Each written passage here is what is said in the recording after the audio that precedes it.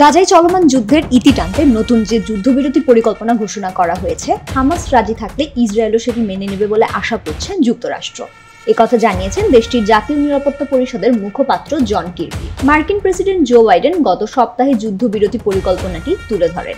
Walton fridge কিনে অনেকের মতো আপনিও হয়ে যেতে পারেন মিলেনিয়াল সেরা পণ্যের সেরা অফার।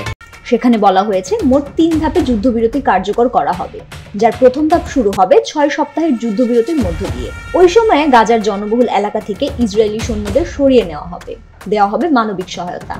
একই সঙ্গে হামাস ও ইসরায়েলের মধ্যে বন্দী ও জিম্মি বিনিময় হবে বলেও পরিকল্পনায় বলা হয়েছে। যুদ্ধবিরতির এই প্রস্তাবে ইসরায়েল রাজি হবে বলে আশা করছে মার্কিন যুক্তরাষ্ট্র।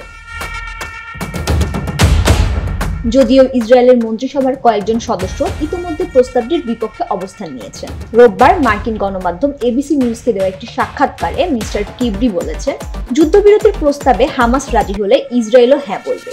আমরা এখন হামাসের কাছ থেকে একটি আনুষ্ঠানিক প্রতিক্রিয়া পাওয়ার জন্য অপেক্ষা করছি। ইসরায়েল ও হামাস উভয় পক্ষই যত দ্রুত সম্ভব ঘোষিত যুদ্ধবিরতি পরিকল্পনার প্রথম ধাপ কার্যকর করতে সম্মত হবে বলে আশা করছেন তিনি। ফাহমিদা সৃষ্টি, মানব জমিন।